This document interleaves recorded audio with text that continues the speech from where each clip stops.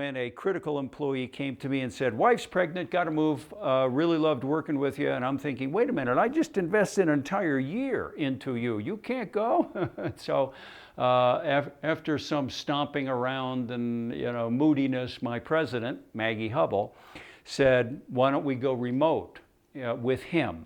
And I thought, okay, boom. And so I read the book Remote. And for those of you who listened to my interview with David Heinemeier Hansson, who wrote the book Remote, you'll see where I got some of my direction.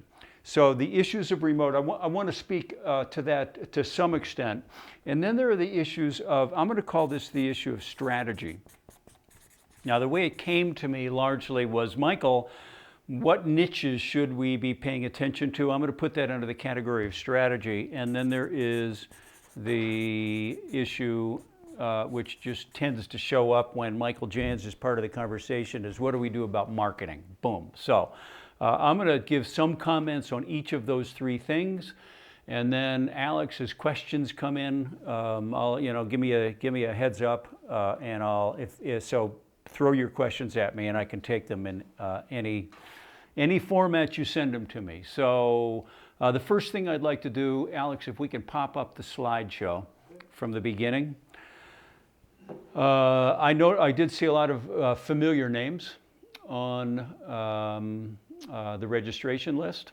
It filled up really quickly. One email and I think maybe one mention on LinkedIn, and boom, I hit my limit. So it might be a format that we continue with. If you ask me strategically why I chose to do this for business reasons, it's a little hard to answer, but I felt like it was the right thing to do. So,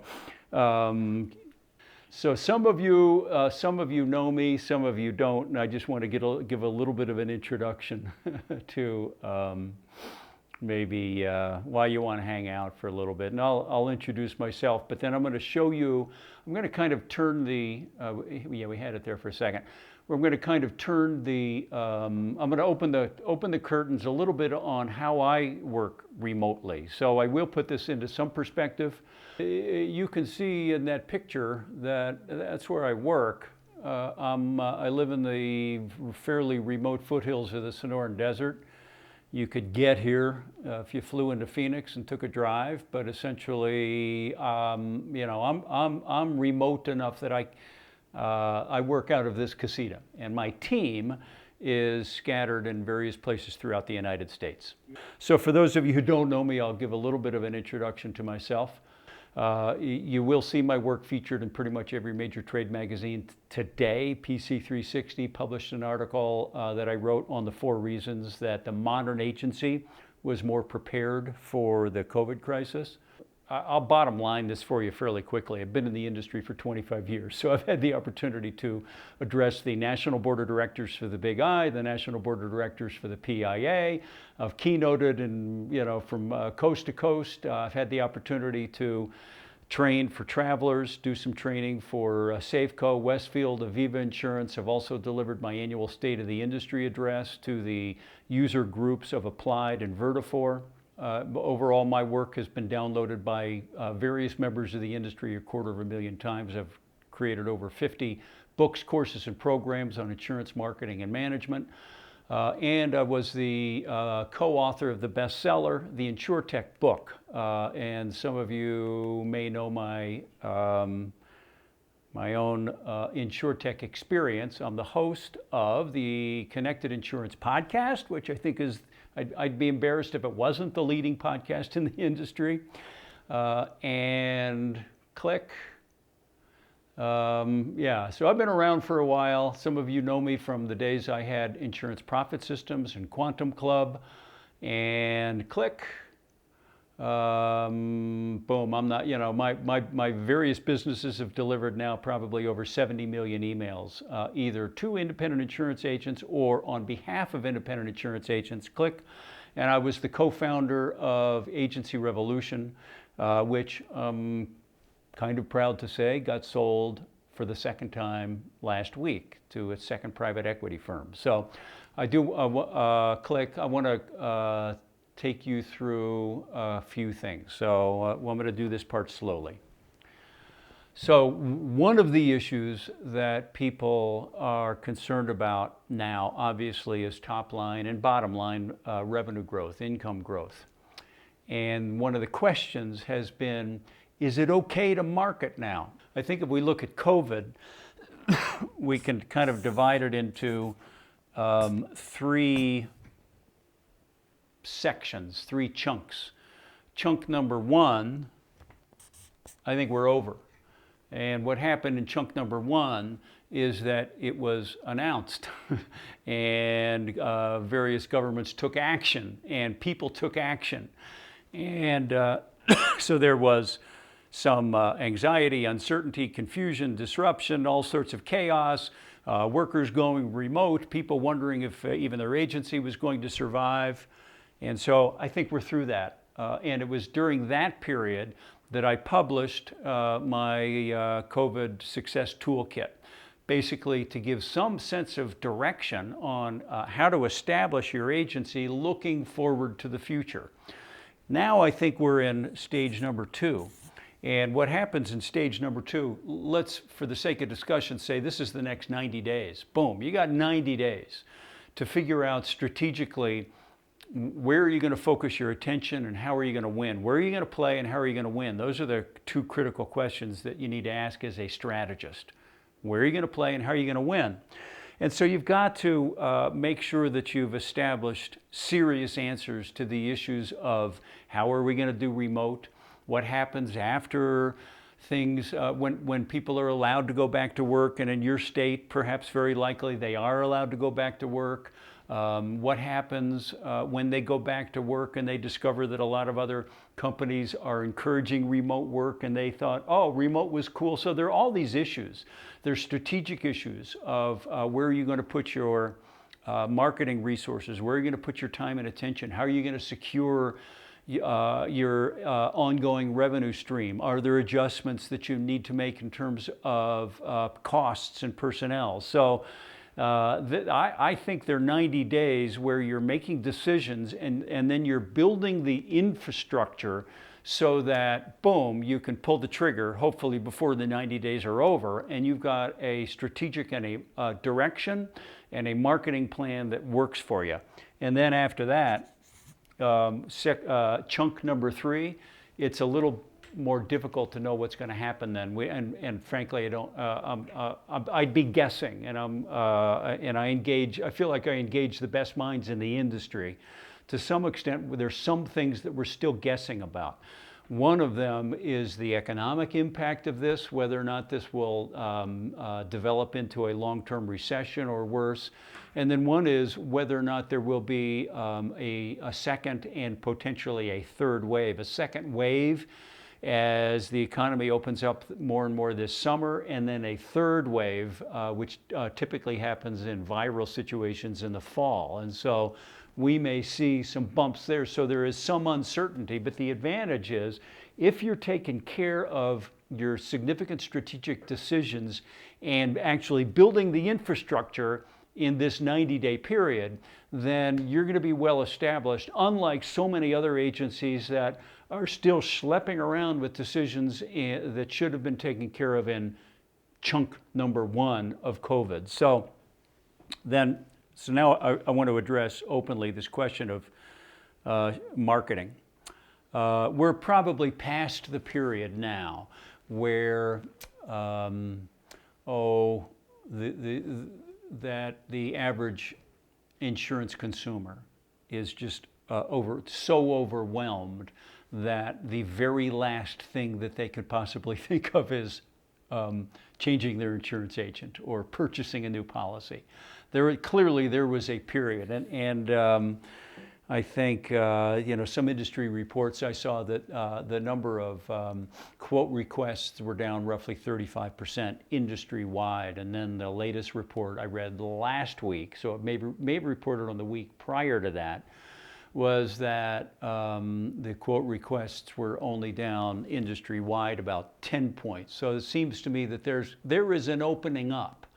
Now, that being said, Unfortunately, the skills of marketing are still somewhat foreign to this industry. The excellence in marketing is unfortunately limited to a very few. But still, we all need to do it. And so I'm going to pull the curtains back on something that I chose to do, and is within the reach, I think, of every serious insurepreneur in the industry. And I chose during the month of April to defer on customer acquisition.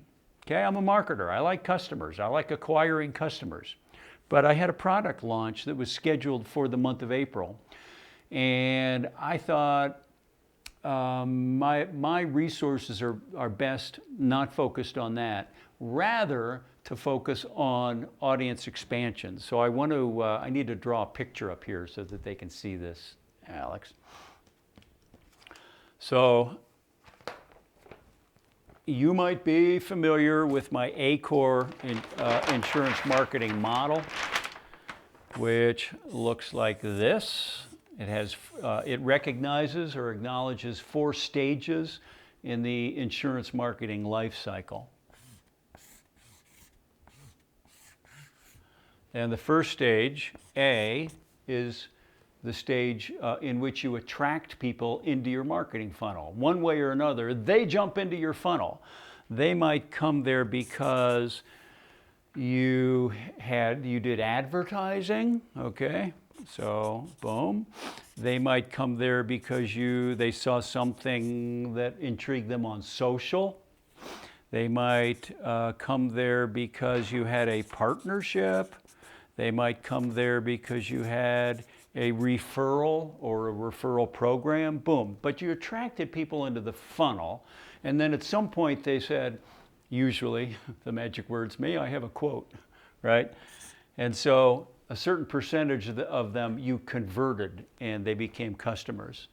And then, so here we start to get some money, all right? And then we optimize those relationships so they're as rich and deep as possible, which in our world means that they have multiple policies per customer. And then we nurture them, we continue to deliver ongoing meaning to them, we take good care of them, we deliver probably amplified with contemporary technologies, we deliver to them ongoing meaning and value and delight, and so we retain them as long as possible. So this is the conveyor belt of insurance marketing. So at this stage, this is the part of the business that actually costs a lot of money and delivers zero. Nobody pays you to have a lead, okay? And then converting them. Obviously, their costs in converting a customer overall, I mean, it's often, whatever, we don't make anything until the second year, what have you.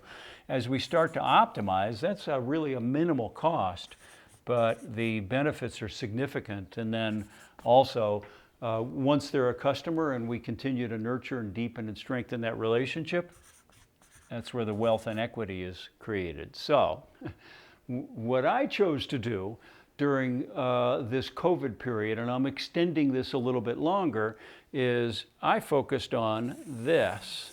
And I did what in kind of our parlance, I said, so this is to the left, right? I decided to go way left, okay? Here's the challenge of going way left. I'm not saying, hey, buy something from me. I'm saying just jump into my funnel and get to know me and see if we resonate, see if I'm somebody that you can trust, see if this is a relationship that you may want to go deeper on. And so my model was this, way far left. Is that I offered something of value to the marketplace, a lead magnet, LM, okay? And that lead magnet was the 8-Step COVID Toolkit, which, by the way, you can get on 8steptoolkit.com, okay? So how did I drive people there? Well, I drove people there with LinkedIn, fairly aggressive posting and messaging on LinkedIn, and then Facebook, pay-per-click, boom, and then email from old lists. And then once they got that, and I'm going to show you how that worked, then they get nurtured. Because I'm not selling anybody anything there right now. And so I nurture them with follow-up emails, boom, and then at some point, and I'm not sure when, I'm testing this out. I have a little more luxury than maybe somebody running an insurance agency. My expenses are minimal and my needs are relatively small. Well, at some point, then I put them into, I make another offer to the people who are getting to know me, and I get them into the top of the funnel. Tofu, top of the funnel, with another offer, and then at some point they become a customer. So that's what I call going left, way left. Step number one was they got there. I couldn't grab the Facebook ad this morning, but they got an ad or they got a message from me on LinkedIn, and then it drove them to the landing page for the lead magnet, free 8-step toolkit, get your agency through COVID with confidence, blah, blah, blah. Send me the free guidebook. And then boom, they hit submit. And then they give me their email address. And then boom, the next thing you know is they get to the thank you page. They can get a little video from me and they download the toolkit. That's it. The only modification that I've made to this is that the next version of the toolkit will have CTA, call to action buttons in the PDF, which then, so if somebody gets it without going to the landing page, which starts to happen when something is circulated more widely in the industry, people share it with people. So then there are CTAs that drive them to a different landing page, which gives them the opportunity to subscribe formally to my email newsletter list, and then they'll have an opportunity to jump into the funnel. Boom. I can take questions on that, but I'm going to, and so please throw me your questions, but meanwhile, I'm going to now jump into the next topic, okay? So I basically essentially just showed you this is what I do now in marketing to expand my audience, and then over time I'll be bringing them in. This is a big strategic decision.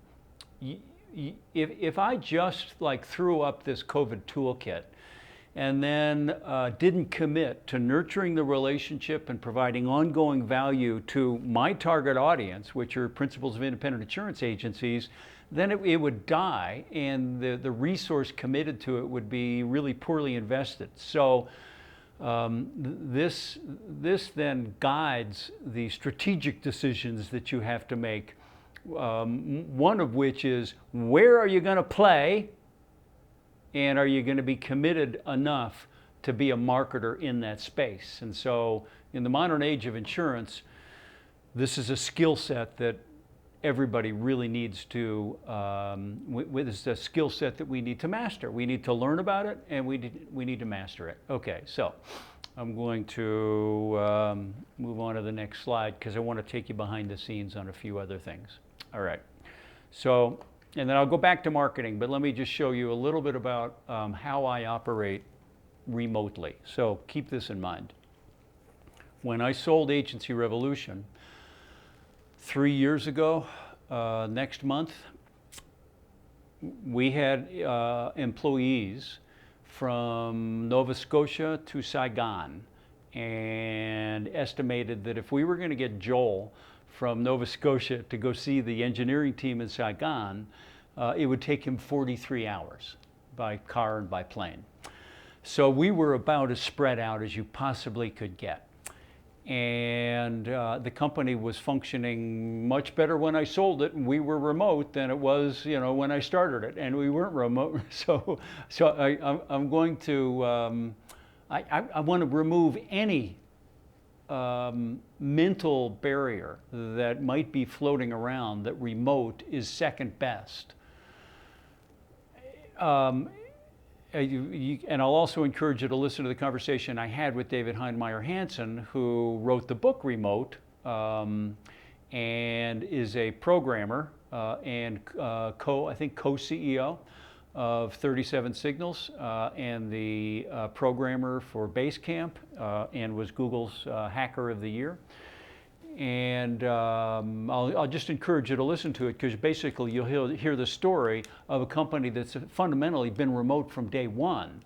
And he was in Scandinavia. They actually didn't meet Jason Fried, the founder, for some years. He worked for him for years before they actually met. So I don't want you to think remote is second best. I also want to put this in the context of the fact that when you're no longer remote or no longer required to be remote, a lot of other companies will choose to offer remote work to more and more workers. And so if talent acquisition and talent retention is a critical issue for you, then you definitely want to be thinking about how can you make it possible. You'll also be forced into situations as I was, not once with Josh, but literally over and over and over again with many of our best, most productive team members, where they simply said, for a legitimate reason, I need to move to Maine, I need to move to Arizona, I need to move to Utah. Those are the actual things that happened.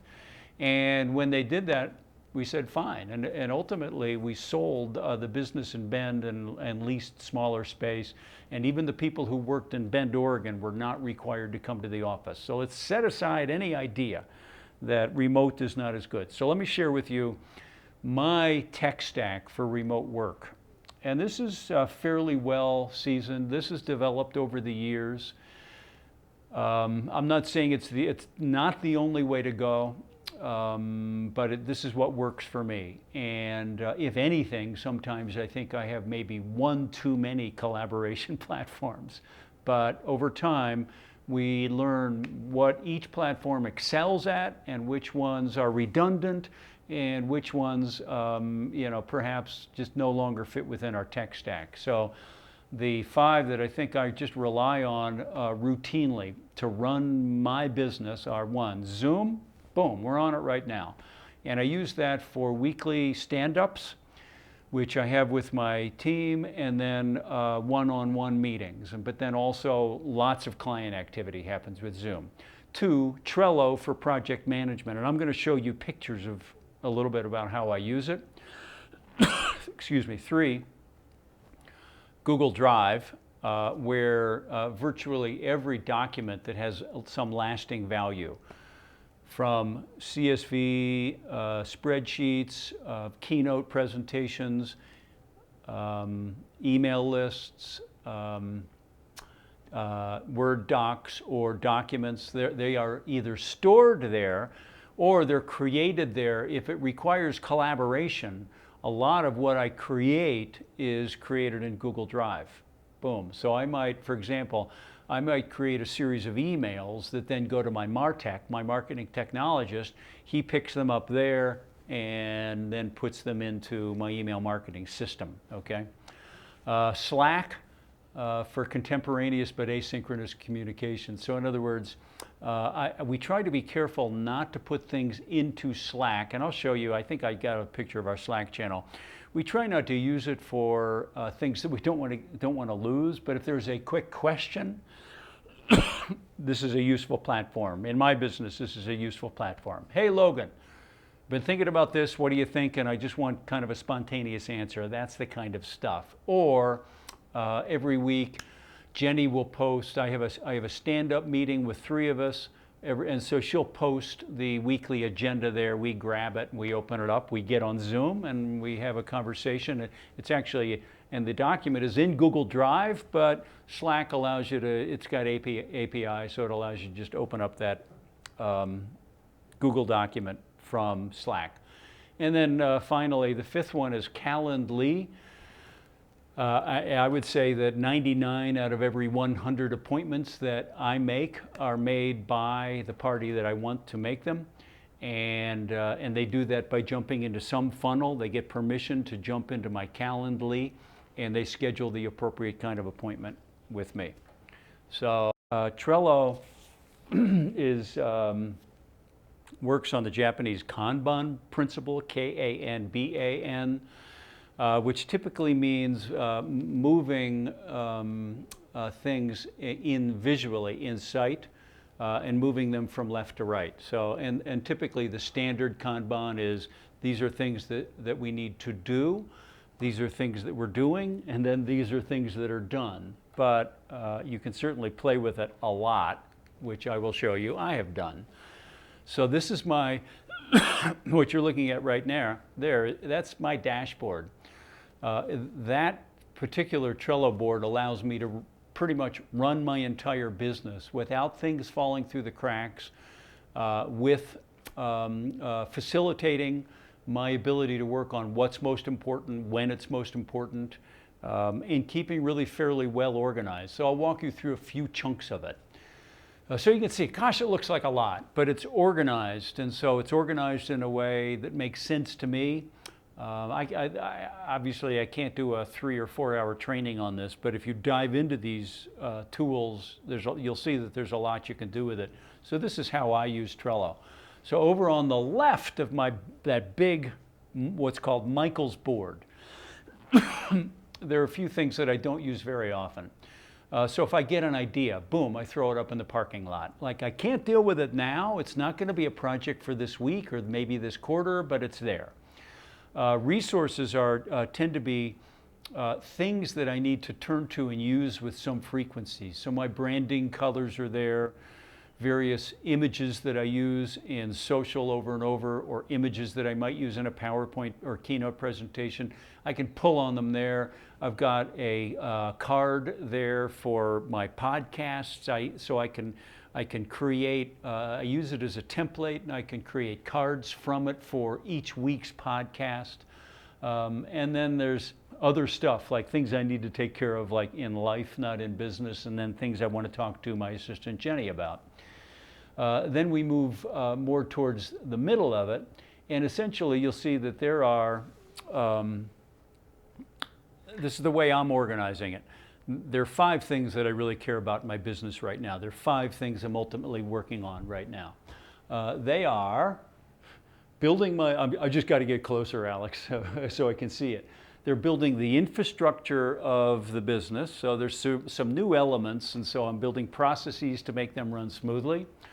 There's building and servicing my mastermind group members. There's building my list. So when I sold my InsurTech, Agency Revolution, I sold the list. So that whole thing here, this is a list building exercise. So you see there's nothing in it right now because I've either done it or it's farther over to the right. There's launching the next product, which I said I deferred. So I've put some tasks there, and they're the podcasts that I manage every single week. So there are 5 things that I watch very carefully, and so there are cards there. And so when I'm planning my week, I look to those 5 categories and I bring something over. There are a couple of columns here. One, when something is done, I throw it into that column. And then I clear that out about once a week. If I am waiting for somebody to get back to me about something, I'll throw that into waiting for reply, and then boom, I've got the stuff that either I or my assistant has put down as stuff I want to take care of this week. And then at the beginning of every day, boom, I pull over, and again, we're moving from left to right. I pull it over into the appropriate day, and this guides what I accomplish during the course of every single day. And then I just wanted to show, this is what happens if you click on one of those cards. So you can see with this one, you can create fairly sophisticated checklists. And now a new feature with Trello is you can assign different elements of the checklist to different people. I haven't done that for this particular one. Obviously you can see you can throw up images. So what happens is my designer creates images, throws them into the card, and it comes back to me to complete this project for this podcast, and then boom, move on. So there's a lot that you can do to monitor and facilitate project management. And then, because I said this is critical for remote, it's not just managing me. this helps me manage my relationships or manage work with that other people are doing. So I gave an example here of something. I asked Jenny to create an invoice for $12,500. So it's a 50% down to one of my clients for a project that I'm working on, and boom, I want to move it to Jenny. She'll create the invoice, put it in this Trello card, and move it back to me, and then I will send it to my client, and boom, get paid. So that's how we do that stuff. And so you can see that that card now shows up in Jenny's Trello board, and it becomes an assignment for Jenny. So things never get lost, and there are sophisticated ways where you can kind of monitor what's going on. Things are not going to get lost. So let's see, I wanted to show you, this is our Slack channel. You can see I actually belong to 5 Slack groups, so I still participate in Agency Revolution's Slack channel. I've got one for me, and then I participate in 3 online marketing groups where people just trade, and so it's like a community. But this is a way where we can communicate really quickly. It dings if you wanted to on the other person's end, and then they can get back to you. And then my calendar, the way I've set up Calendly, I've got 6 different kinds of appointments, and so if I'm inviting you to an appointment, like let's say you're a potential podcast guest and you agreed to do a podcast, I'll send you the appropriate appointment. If it's part of a marketing campaign, then obviously you're going to get a link to the appropriate kind of appointment. All right, boom. And then the Zoom, so you can see Zoom is, it's a regular feature of our business, both for internal meetings and external communications. All right, that's it on that slideshow. So, so I want to take any questions on remote. I want to take any questions on marketing, and I want to say a few words about this the concept and the idea of strategy and niche selection.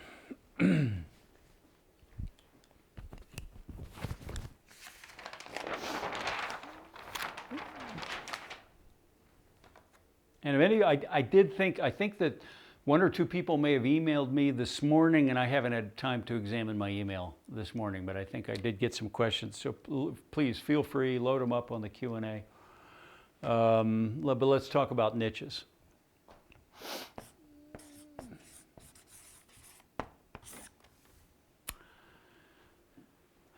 First of all, in general, and put it in the larger context, as a marketer, the advantages of having one, or probably ideally in most insurance agencies, more than one niche, and we'll talk about that in a moment, are significant. The ability to, just like I do with, I only have one niche, well, 2, okay? Retail insurance agents is about 80% of where my business comes from, and then InsurTechs, CEOs, principals of startups, is about 20% of my business, and that largely because I have history and background there. And so, yeah, I've got a couple of niches. The argument for diversification now is probably fairly obvious because some niches run into trouble. And so, so clearly the argument for some diversity is fairly strong.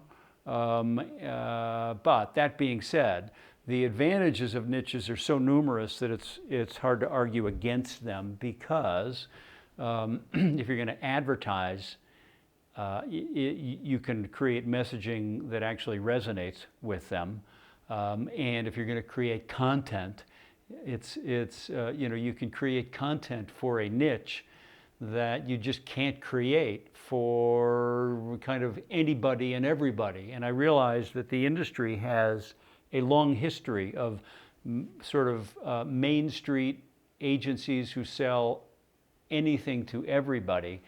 However, if you look back at the last 10 or 20 years and examine The fast growth agencies, typically what you'll notice is that they were very, very clear on who they were marketing to. Okay, there are other reasons involved, but I'm a strong advocate for target or niche marketing. There are a couple of things that you need to be thinking about in terms of niche selection. Okay, I'll say two main things to be thinking about. One of them is your own strategic horizon. And here's how I define strategic horizon. It's that length of time between now and when you don't care anymore. Boom, okay?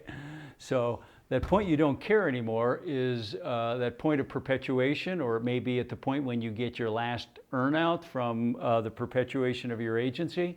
So if you are, let's say, an older boomer, and you're really looking forward to, the final, the exit and the valuation from the exit, and you're anticipating that it's going to be in the next 2 or 3 years, then your concerns and considerations are different than the agent who might be, like, I'm in this for the next 10 or 20 years, right?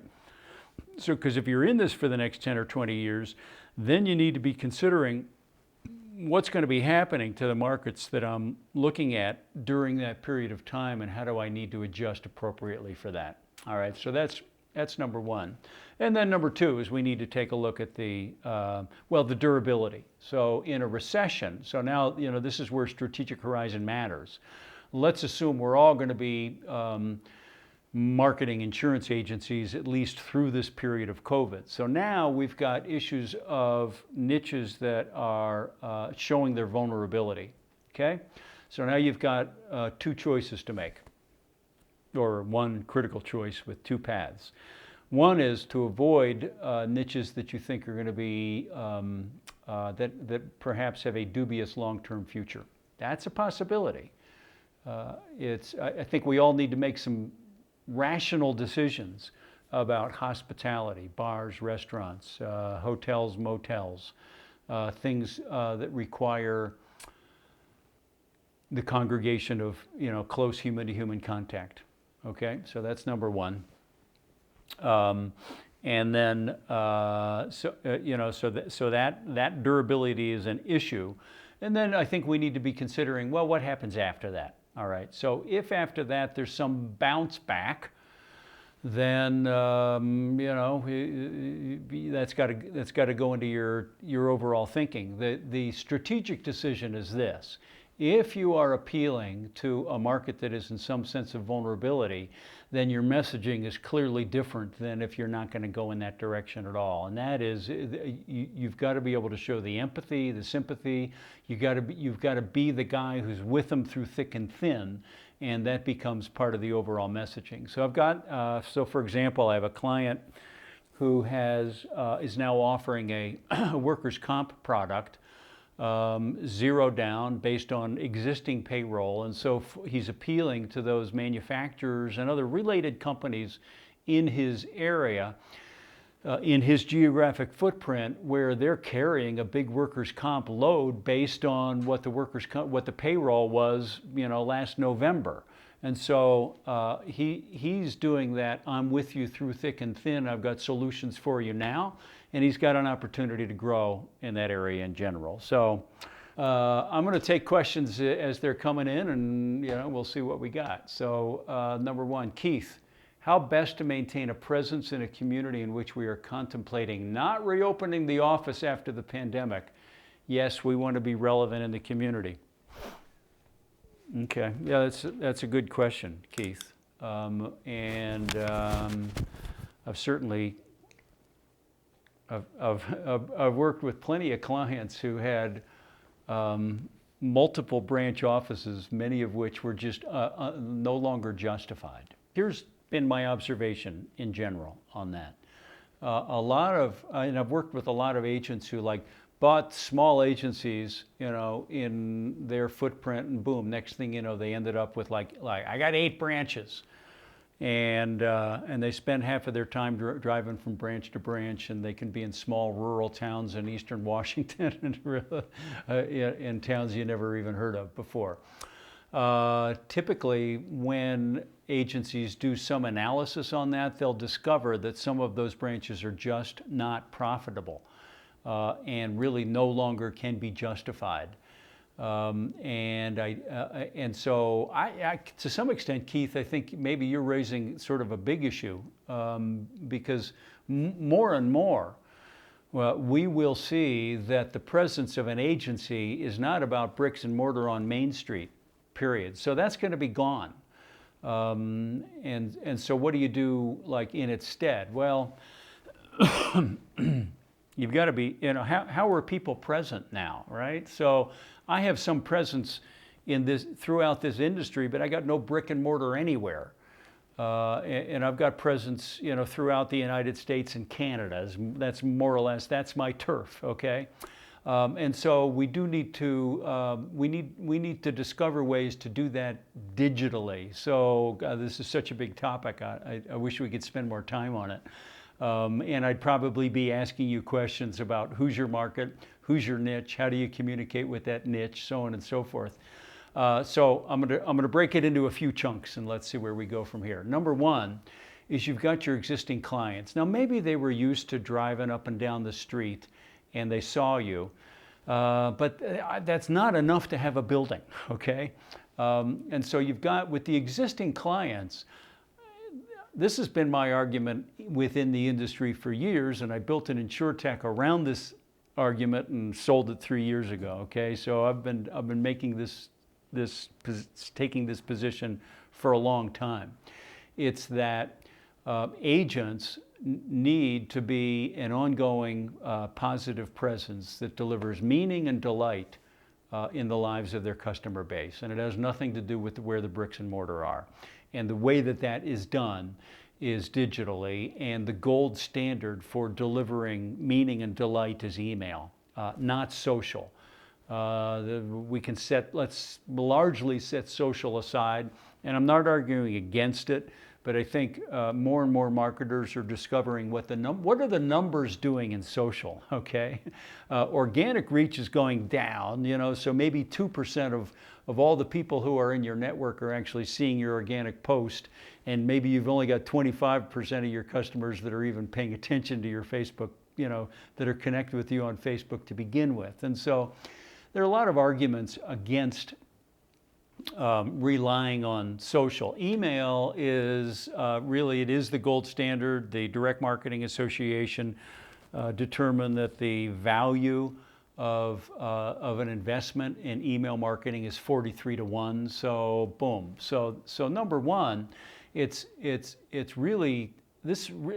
So even setting the technology aside, okay. So the technology. Largely, let's say it's email, let's say it's pay-per-click advertising, let's say if it's business to business, LinkedIn can provide a really good resource on that. And having somebody doing postings on Facebook and Instagram, is probably of value as long as it's done with great efficiency and effectiveness. But the real challenge for this industry, and so Keith, take this one for what it's worth, but it's worth a lot, but apply it to your own agency, as you see fit. The real challenge is not just knowing which technologies to use, but it's knowing how to create content. That's what really resonates between a marketer and their marketplace, is being able to say something at the appropriate time that is of significant value to them, and makes it such that they want to be in relationship with you. So that's what infuses the relationship. I'll give you an example from a former client of mine who dominates the arborist market initially in his state, but now in multiple states. And you remember I drew my little marketing campaign for audience expansion. The fundamental, the primary lead magnet is something like 8 things every successful arborist must know. Okay, real top of the funnel, very little insurance related stuff, but he's establishing himself as somebody of significant value. and then does very similar to what I drew on the flip chart.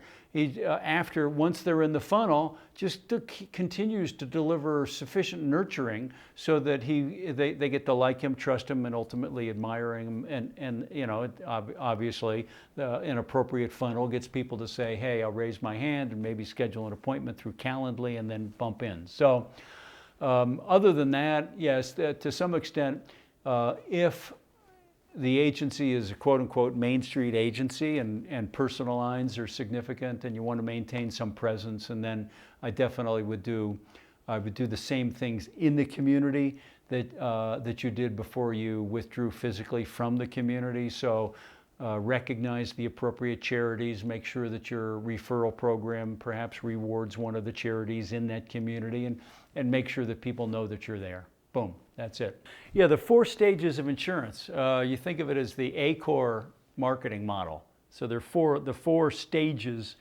of insurance marketing, ACOR. So the A is attract people into your funnel. And that in a marketer's world, that's the hardest thing to do in marketing. It's the most expensive, it costs the most money, and it delivers no money. It delivers future money. That's what it does for you. But that being said, if an agency wants to scale, which I'll define in a moment, you can't do it without an effective lead generation campaign. So that's why I showed you mine. And it's a combination of appropriate technology. There are 3 things that make that work really well, okay?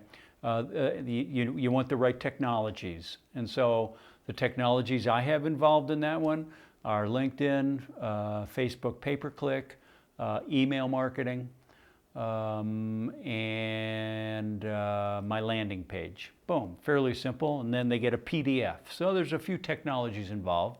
Content. So the content needs to resonate appropriately with people. And then strategy. And strategy is always the big question. Where am I going to play? Boom. So that's really the first question. The second box or chunk is C, and that stands for convert. So that's when in inbound marketing, it's when we juice them up enough where they raise their hand and they say usually the magic words, "Can I have a quote?"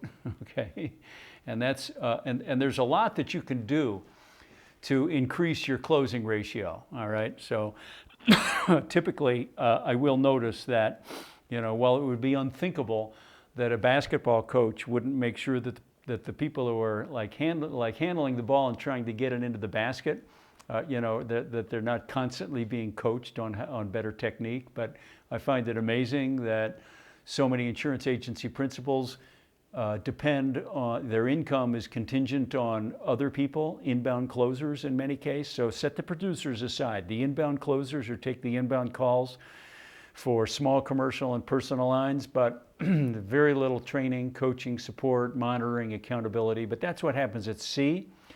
What happens at O,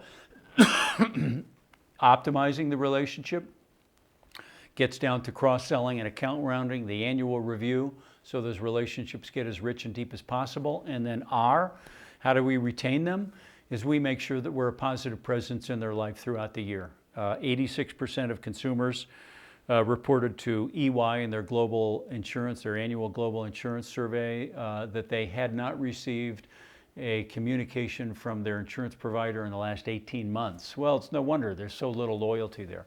And so, you know, if your retention is 88% and you want to get it up to 91%, first of all, do the math on it. You'll quickly discover it's like so worth it. And so, boom, like the easy ways to do it are to make sure that you're still a constant positive presence in their life. And you do that through marketing automation. By the way, there's a company that I sold for which I sold my entire interest. When they sold last week and they sold for significant multiples, I didn't participate in that. But that's what the vision was. That was the design for that. So boom, ACOR. Oh, are they able to see this now? Boom, there you go. Those are the 4 stages. If like I said, I'm not offering anything for sale. I do have openings in my mastermind group. And I don't take sales calls, so you pretty much need to know what the deal is before you call. It's $8.97 a month. It's a group that I work with intimately, closely throughout the year. We used to meet in the casita, but now we meet in the casita and using contemporary technology, and they get a lot of support from me throughout the year. If you're interested in it, you can email me, michael@michaeljans.com. Have a good day. Take care of your team. Take care of your customers. Take care of your family. Take care of yourself. And I look forward to talking to you again in the near future.